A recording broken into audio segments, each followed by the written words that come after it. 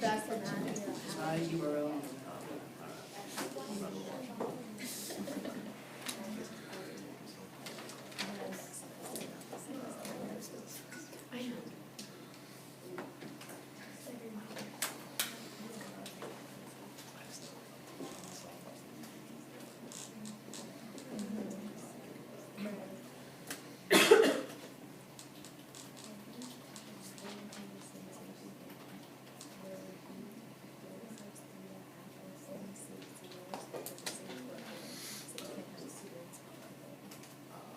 Chris, could you do me a favor a second while I'm getting set up? Can you pass everybody gets a blue post-it. Pink post-it. One of each. One of each.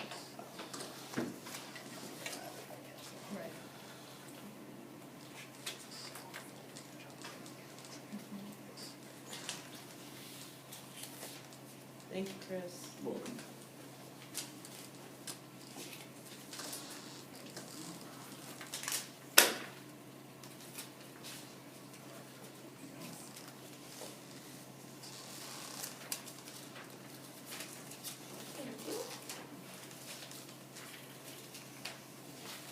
Thank you.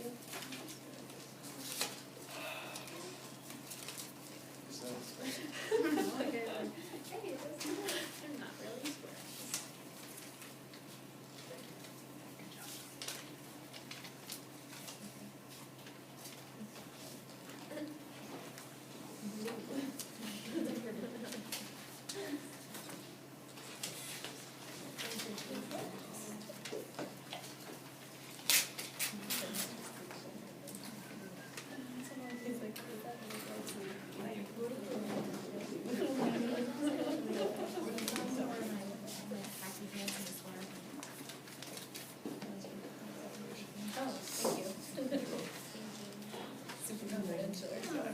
Relax.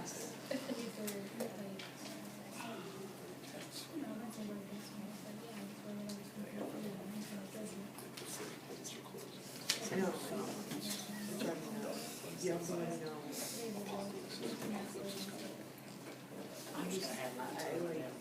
I guess you're saying. All my muscles tense up. Oh, yeah. I like to sweat whenever.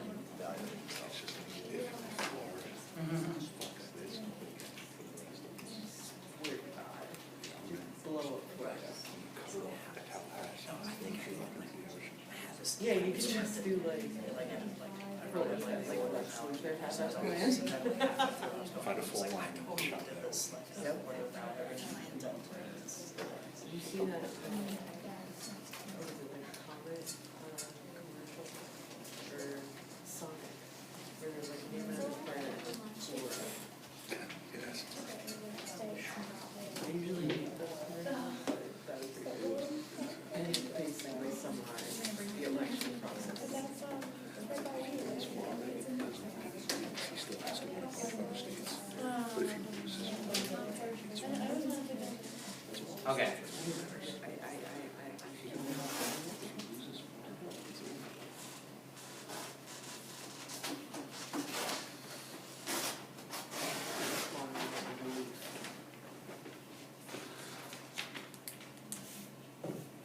I need my marker. What words? Gender. Gender. Thank you, everybody. Yes, gender lens. Okay, so I've given everybody a blue and a pink post-it note. So,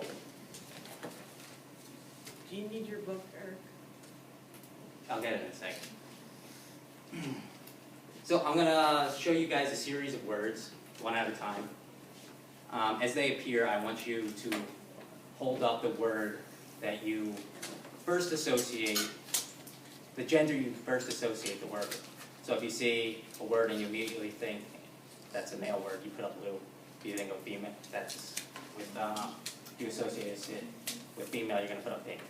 And there's a judgment-free zone, so nobody's gonna be saying, you know, he's sexist because he thought that was a male word, or he's sexist because he thought that was a female word. So, judgment-free zone. In fact, I don't want you to overthink it at all. I don't want you to think it analytically in any way, really. In fact, underthink it if you can. Okay, so first word.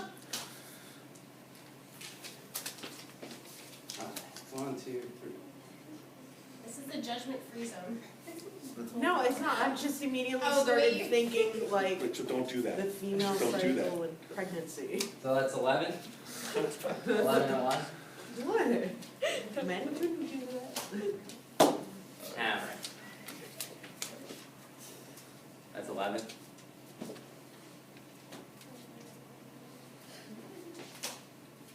Emotional. Okay. So 11 and 1. I'm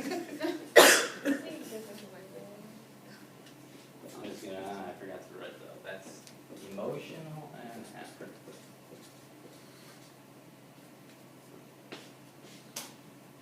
Okay, compassionate. 11.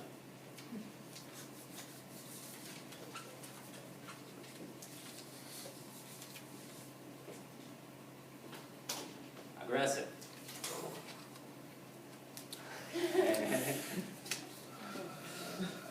So that's 9 and Yay, Chris. 4. Well, he's met my 9 and 3. Oh no, I just. My wife. I have too.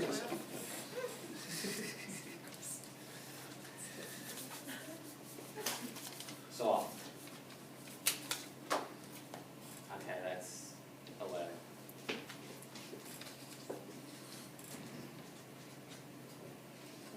And last one, flower. 11. Okay. So, as you guys can see, whether you want to or not, we're all sort of preconditioned to see the world through in certain ways. Words having to do with aggression or strength or bravery generally are associated with masculinity, while words having to do with maybe softness or emotion or maybe even submission, they're associated with female, right? We may not want to see the world that way, but maybe through TV or the media that's influenced us, we all see the world that way. So, as we move through our lesson, we're going to move on, but as we move through our lesson, I want you to keep this idea in mind.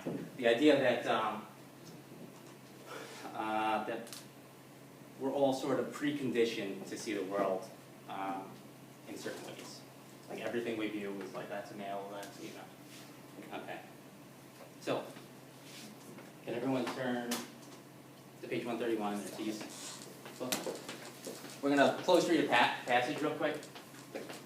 And as we read it, again, you're going to keep those gender goggles on. And you're going to see if you can maybe see some of those sort of prejudices influencing Sarah's actions and thought processes as we read this section. So, 131.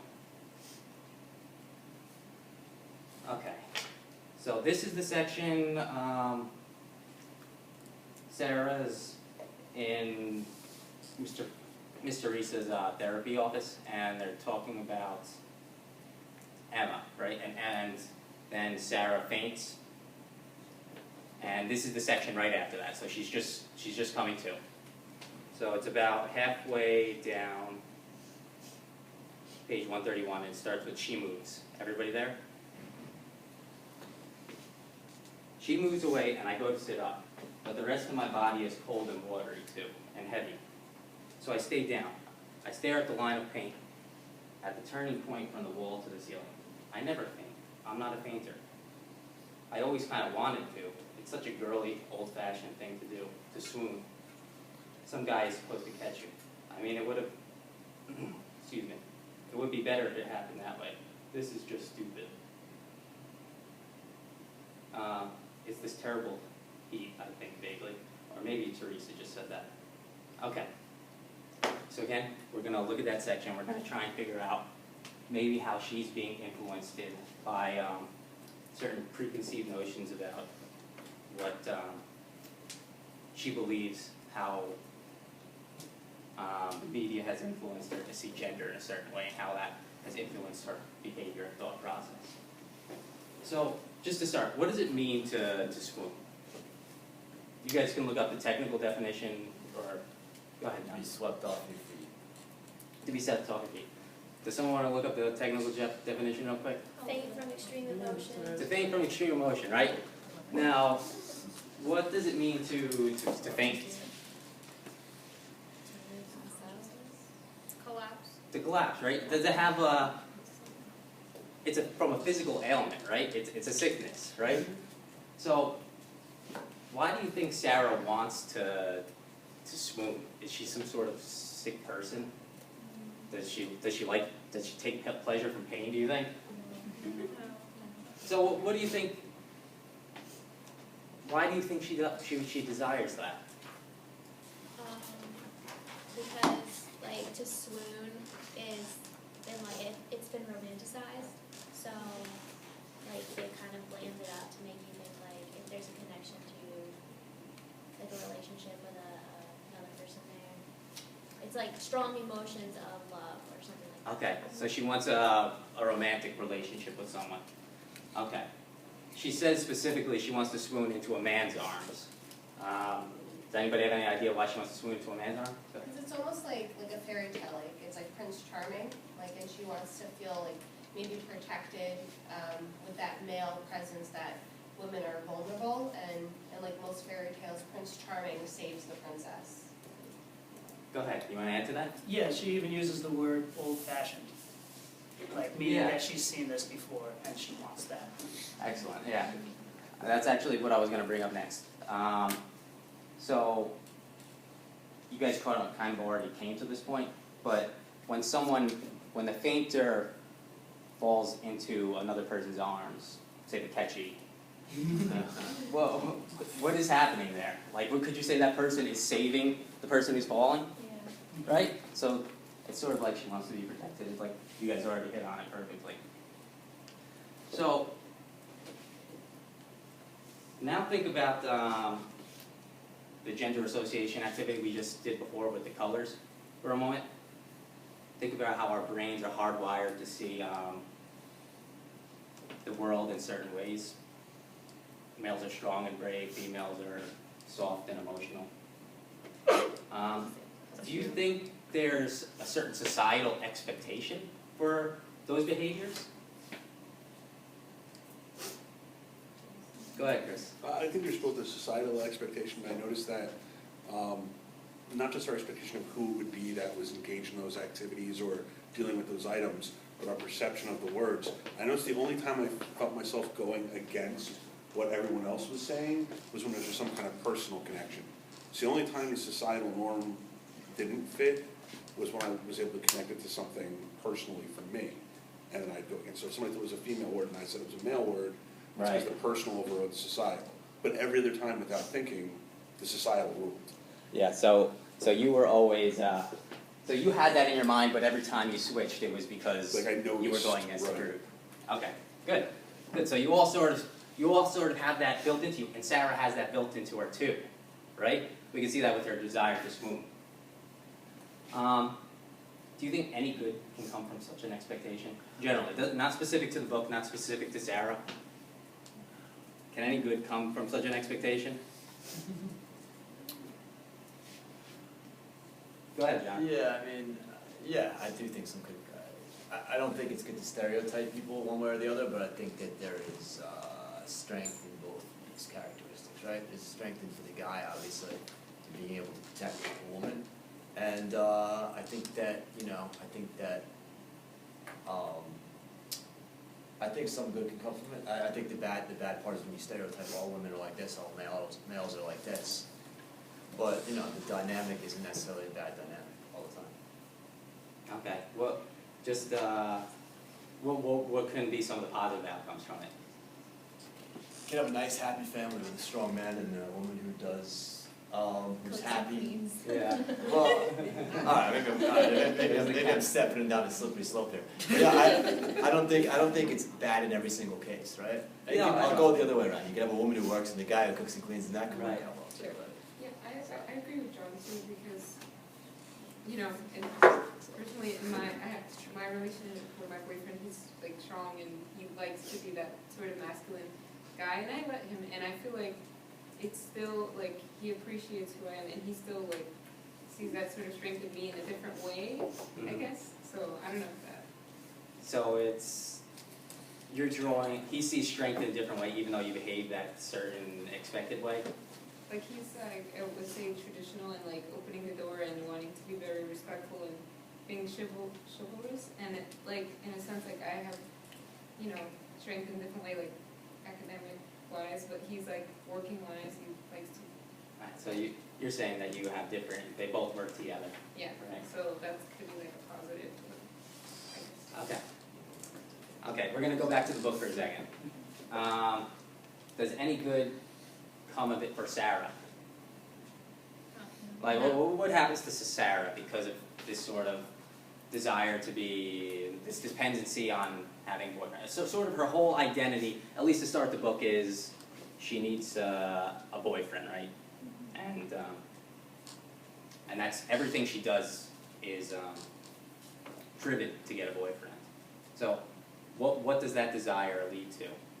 Go ahead, Daniel. Well, I feel like if she hadn't been so determined to hold on to Dylan and so insecure about her relationship, because she felt like she needed someone, this whole thing wouldn't have happened. Like, she wouldn't have felt like she needed to intimidate her and let Right. keep her away. Right, she, like when she loses Dylan, right? She feels the need to bully Emma to get him back. I mean, that's sort of where her power's coming from, that desire to put Emma down because she has what she doesn't want. So sort of all her bullying is sort of built upon this desire to have a boyfriend too. Okay, so you guys can all see how sort of the gender expectations have influenced Sarah, right? I think we all can see that. And we all can see that it can have, although it can have some positive outcomes, right? Happy families, it can have some negative outcomes too. Go ahead. Yeah, because, like, if you think about, too, her relationship with Carmichael at the end, I mean, he is also playing that sort of, like, the typical man, well, he takes the girl out and he pays for her dinner. That's But true. it's a completely different thing with him because he's respecting Sarah, whereas Dylan is All right. not respecting her. Let me say this, but is there a difference between that and wanting to swoon into a man's arms? Can anybody answer that? Is there a difference between wanting to have dinner with someone and having someone holding the door open for you, from wanting to faint into a man's arms? Yeah. Right? Yeah. One's like you're very you're pretty much at the will of whoever's catching you. So you guys can see that difference. Okay? So it's sort of two extremes. Like there's varying degrees. But to the degree that Sarah adheres to gender stereotypes, it's sort of it leads to negative outcomes. And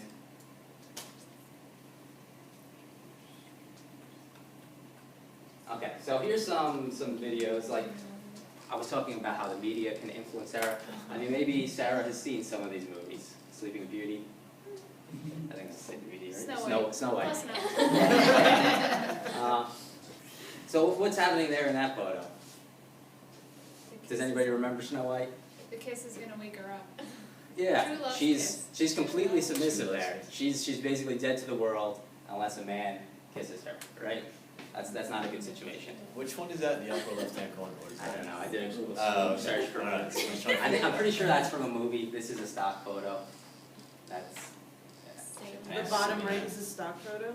I'm pretty sure. Okay, so I think you guys all see that very well. Okay, so we're gonna do an activity now. Everybody just take out a sheet of notebook paper. You're going to write a letter to Sarah explaining to her how her desire to swoon into a man's arm is a negative gender stereotype. Convince Sarah that such a thought process can lead to negative outcomes. So how long do you guys think you need? 5 minutes? All right. 5 minutes. 5 minutes. All right, well, let's just do 3 minutes. right about this.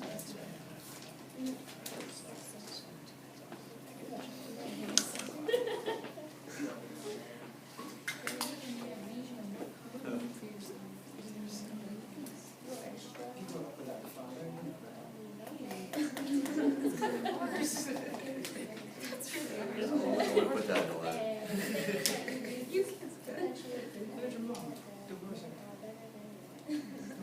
Clock's out, clock's out. Say that. You guys okay?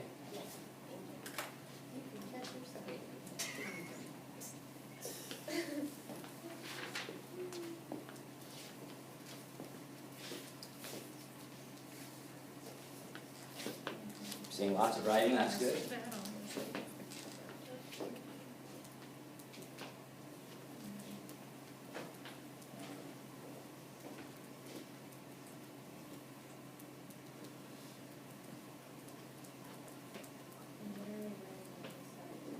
There you go.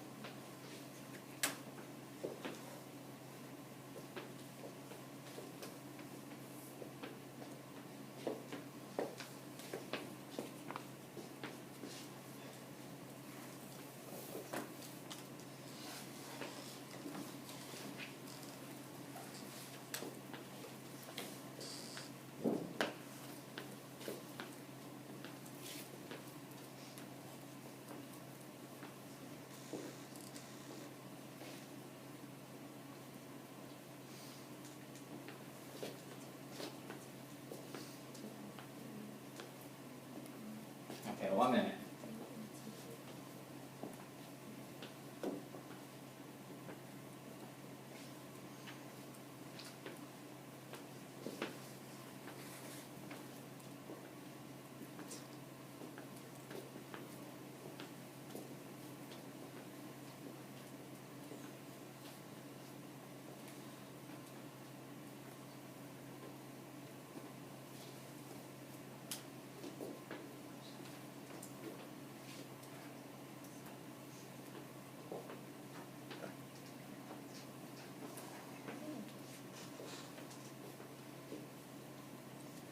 Okay, so let's pause there.